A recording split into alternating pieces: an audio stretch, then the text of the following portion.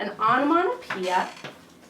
Can you guys say that? Onomatopoeia? Onomatopoeia. An onomatopoeia is a word that describes a sound.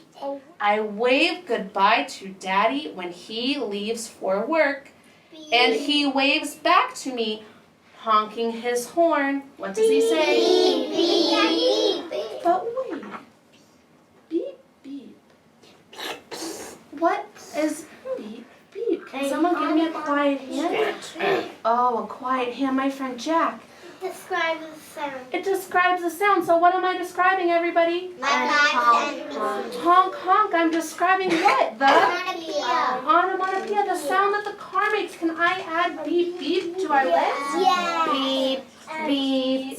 Your job is to visit each place, find the number, and write the onomatopoeia for your scoop. So which one is an onomatopoeia? Correct. So where do you write that? Number. Good job. Liam, follow Alexander. Scoot, Leo. Right number 10 on top of 11. So why did you write ribbit for the frog? When you, A frog makes the sound ribbit, and an onomatopoeia is a word that makes a sound. So ribbit, awesome job. What says oh? That says 9. Where do you go on Wah. your paper?